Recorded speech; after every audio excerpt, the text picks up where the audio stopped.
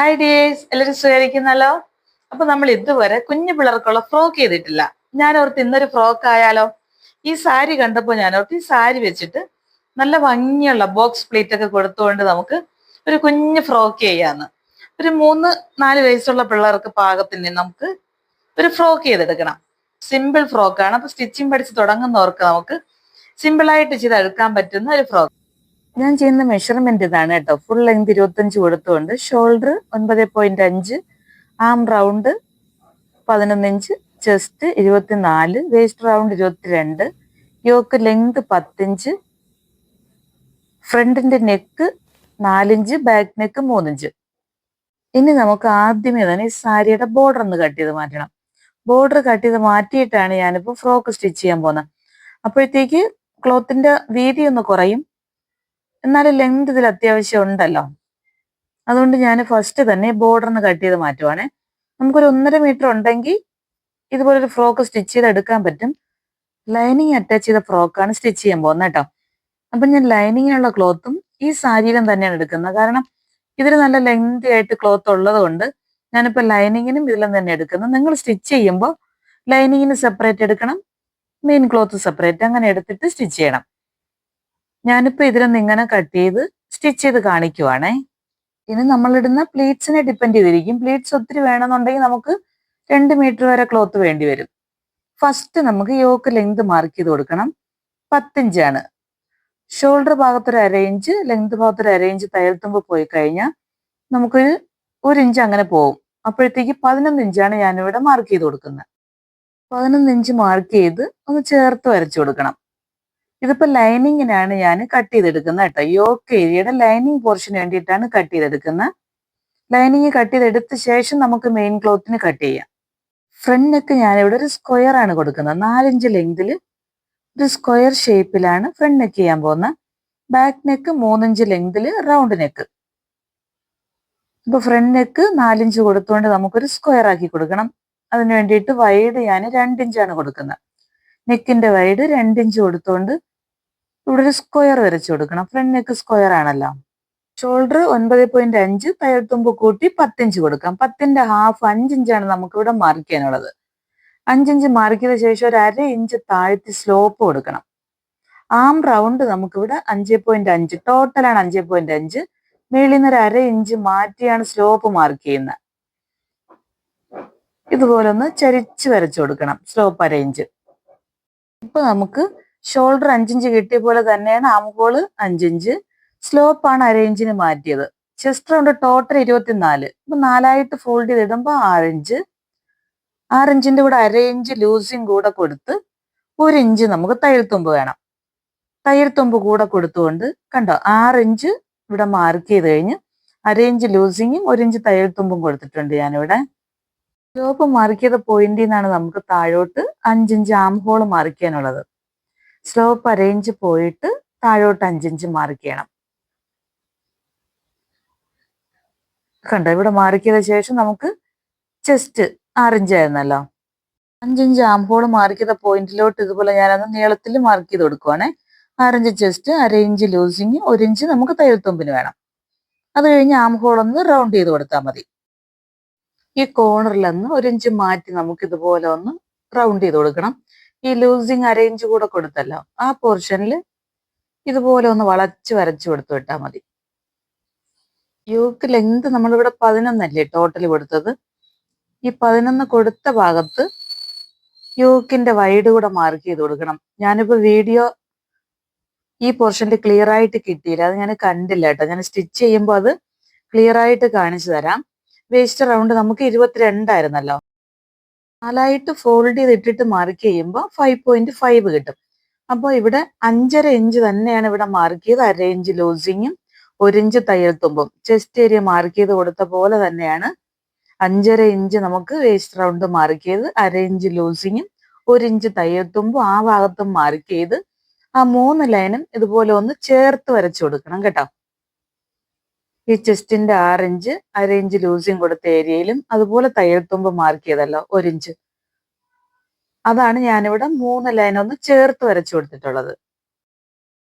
Direct ക്ലോത്തിലൊന്ന് ഞാൻ measurement mark ചെയ്തത് കൊണ്ടാണ് ഈ 1/2 ഇഞ്ച് ലൂസിങ് കൂടെ ഈ ക്ലോത്തിൽ അപ്ലൈ ചെയ്യുന്നത് കേട്ടോ. അതുപോലെ നമുക്ക് ബോഡിയിൽ നിന്നാണ് അളവെടുക്കുന്നതെങ്കിൽ ആ 1/2 ഇഞ്ച് നമുക്ക് ആഡ് ചെയ്ത് മെഷർമെന്റ് എഴുതിയാൽ മതി. ഈ എക്സസ് നിൽക്കുന്ന സൈഡിൽ ആ പോർഷൻ കട്ട് ചെയ്ത് മാറ്റി മേൽഭാഗത്ത് നമ്മുടെ ലെങ്ത് ഭാഗം, ഇവിടെ ഷോൾഡർ ആണല്ലോ, ഇവിടെയും നമുക്ക് ഇതുപോലെ ഒന്ന് കട്ട് ചെയ്ത് മാറ്റാം.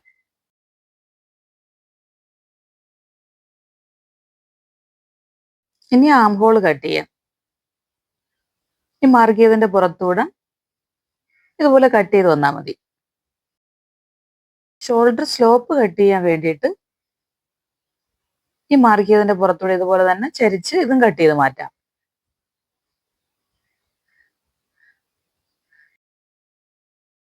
ഫ്രണ്ട് നെക്ക് നമ്മൾ സ്ക്വയർ മാർക്ക് ചെയ്ത് കൊടുത്തിട്ടുണ്ട്. ബാക്ക് നെക്ക് അതുപോലെ ഈ 3 ഇഞ്ചിൽ റൗണ്ട് മാർക്ക് ചെയ്ത ശേഷം രണ്ടും കൂടെ ഇതുപോലെ ഒരുമിച്ച് വെച്ച് തന്നെയാണ് ഞാൻ ബാക്ക് നെക്ക് ഫസ്റ്റ് കട്ട് ചെയ്ത് മാറ്റി ബാക്ക് പോർഷൻ നമുക്ക് സെപ്പറേറ്റ് വെച്ച ശേഷമാണ് ഫ്രണ്ട് നെക്ക് കട്ട് ചെയ്യാനുള്ളത്. ഫ്രണ്ട് പോർഷനും ബാക്ക് പോർഷനും ഒന്നിച്ച് വെച്ച് കട്ട് ചെയ്യാൻ പാടില്ല, കാരണം രണ്ടും രണ്ടളവും രണ്ട് ഷേപ്പും ആണല്ലോ. ഇനി നമുക്ക് ഫ്രണ്ടിന്റെ സ്ക്വയർ ഇതുപോലെ ഒന്ന് കട്ട് ചെയ്ത് മാറ്റിയാൽ മതി.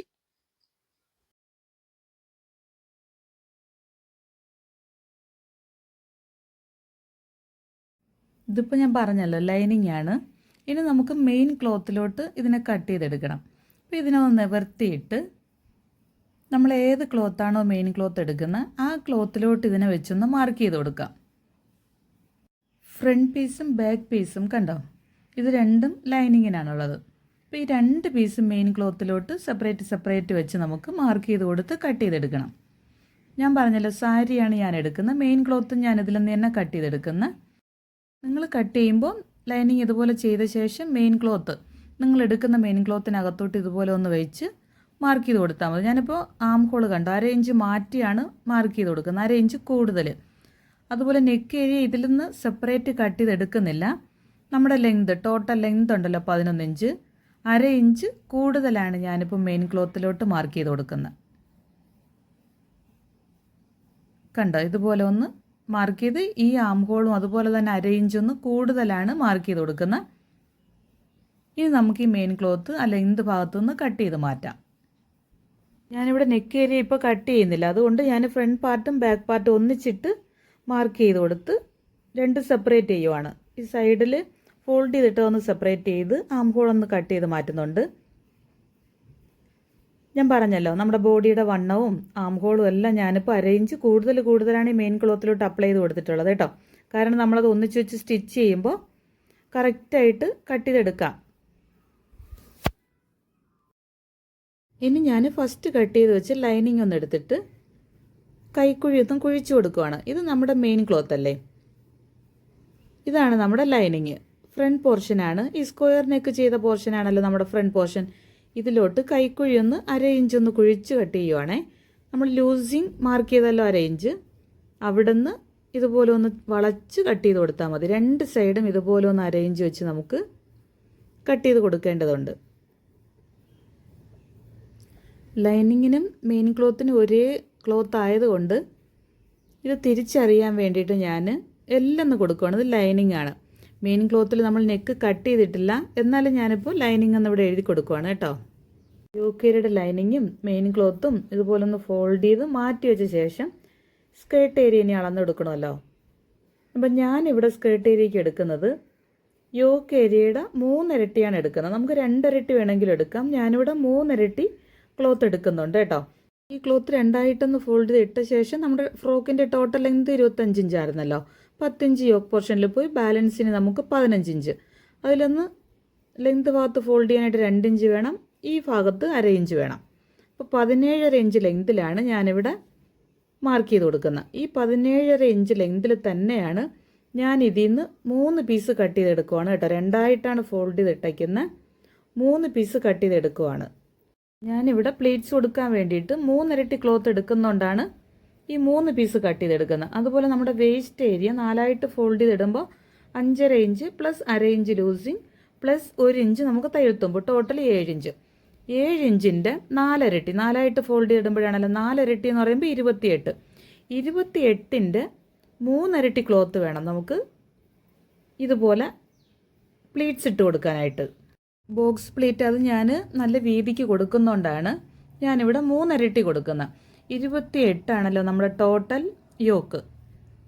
അതിൻ്റെ 3 ഇരട്ടി ഉണ്ടെങ്കിൽ നമുക്ക് നല്ലപോലെ ഫ്രണ്ടിലും ബാക്കിലും ബോക്സ് പ്ലീറ്റ് ഇട്ട് കൊടുക്കാൻ പറ്റത്തുള്ളൂ. ഇനി നമുക്ക് ഈ മാർക്ക് ചെയ്ത് വെച്ച് കൊടുത്തതിന് 3 പീസായിട്ട് ഞാനിവിടെ സെപ്പറേറ്റ് ചെയ്യുവാണേ.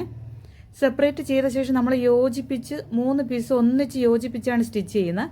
അപ്പോഴത്തേക്ക് നമുക്ക് തയ്യൽ തുമ്പൊക്കെ ആയിട്ട് 2-3 ഇഞ്ച് അങ്ങനെ പോവും. അതുകൊണ്ട് ഞാൻ ഈ ടോട്ടൽ ക്ലോത്തും ഇതുപോലെ 3 പീസാക്കി മാറ്റി വയ്ക്കുവാണ്. സ്റ്റിച്ച് ചെയ്ത് പ്ലീറ്റ്സ് എടുത്ത ശേഷമേ ഞാൻ ബാലൻസ് കട്ട് ചെയ്ത് മാറ്റുള്ളൂ കേട്ടോ. ഇതിലിപ്പോൾ നമ്മൾ യോജിപ്പിച്ച് സ്റ്റിച്ച് ചെയ്ത് കഴിയുമ്പോൾ കുറേ ക്ലോത്ത് ബാക്കി വരും. അത് പ്ലീറ്റ്സ് ഇടുമ്പോൾ അല്ലെങ്കിൽ നമുക്ക് അഡ്ജസ്റ്റ് ചെയ്യേണ്ടി വരും. പ്ലീറ്റ്സ് ഇടുമ്പോൾ യോജിപ്പിച്ച് സ്റ്റിച്ച് ചെയ്യുന്നത് പ്ലീറ്റ്സിൻ്റെ പുറത്ത് വരാതെയൊക്കെ നമുക്ക് അഡ്ജസ്റ്റ് ചെയ്യണമെന്നുണ്ടെങ്കിൽ ഒരു 5-10 ഇഞ്ച് നമ്മൾ എപ്പോഴും പ്ലീറ്റ്സ് ഇടുമ്പോൾ കൂടുതൽ തന്നെ എടുക്കണം. കുറഞ്ഞു പോയാൽ നമുക്ക് പ്ലീറ്റ്സ് ഇടുമ്പോൾ അത് ബുദ്ധിമുട്ടാവും. അതുകൊണ്ട് ഞാനിവിടെ കൂടുതൽ ക്ലോത്ത് ഇതുപോലെ ഇട്ട് കട്ട് ചെയ്ത് സ്റ്റിച്ച് ചെയ്ത് പ്ലീറ്റ്സ് ഇട്ട ശേഷം നമുക്കതിന് കട്ട് ചെയ്ത് മാറ്റാം. സ്റ്റിച്ചിങ് വീഡിയോയിൽ അത് ഡീറ്റെയിൽ ആയിട്ട് ഞാനത് പറഞ്ഞുതരാം കേട്ടോ. ഇത് ഞാൻ ലൈനിങ്ങിന് വേണ്ടിയിട്ടാണ് കട്ട് ചെയ്തെടുത്തത്. ഇനി നമുക്ക് മെയിൻ ക്ലോത്തിൽ ഇതേ 3 പീസ് കട്ട് ചെയ്തെടുക്കണം. നമ്മൾ ലൈനിങ് കട്ട് ചെയ്യുമ്പോൾ എപ്പോഴും ശ്രദ്ധിക്കേണ്ടത് നമ്മുടെ ടോട്ടൽ ലെങ്തിനേക്കാളും ഒരു 1-2 ഇഞ്ച് കുറച്ചെടുത്താൽ മതി. ഞാനിവിടെ ശ്രദ്ധിക്കാതെ ഈ സാരിയിൽ നിന്ന് കട്ട് ചെയ്തെടുത്തപ്പോൾ സെയിം അളവ് തന്നെയാണ് കട്ട് ചെയ്തെടുത്തത് കേട്ടോ. 17.5 ഇഞ്ച് മെയിൻ ക്ലോത്തിൽ ഞാനിനി 17.5 ഇഞ്ച് തന്നെയാണ് കട്ട് ചെയ്തെടുക്കുന്നത്. സ്റ്റിച്ച് ചെയ്യുമ്പോൾ ഈ ലൈനിങ്ങിൻ്റെ ഞാൻ ലെങ്ത് കുറയ്ക്കുന്നുണ്ടേ. നിങ്ങൾ കട്ട് ചെയ്യുമ്പോൾ ലൈനിങ് നമ്മൾ അളന്ന് കട്ട് ചെയ്യുന്ന സമയത്ത് എപ്പോഴും മെയിൻ ക്ലോത്തിനേക്കാൾ ഒരു 2 ഇഞ്ച് കുറച്ച് കട്ട് ചെയ്താൽ മതി ലെങ്ത് ഭാഗം. ഫ്രോക്കിൻ്റെ total length 25 inch, yoke area 10 inch, skirt area 15 inch, 2.5 inch തയ്യൽ തുമ്പാണ് നമുക്ക് സ്കേർട്ട് പോർഷനിൽ വരുന്നത്. അതുപോലെ നമ്മൾ ലൈനിങ് കട്ട് ചെയ്യുമ്പോൾ 2 ഇഞ്ച് കുറച്ച് ഒരു 15.5 ഇഞ്ച് ലെങ്തിൽ കട്ട് ചെയ്തെടുത്താൽ മതി. ഇന്ന് നമുക്ക് സ്റ്റിച്ചിങ് വീഡിയോ അല്ല, അടുത്ത സ്റ്റിച്ചിങ് വീഡിയോ കാണുന്നവരെയും ടാറ്റാ.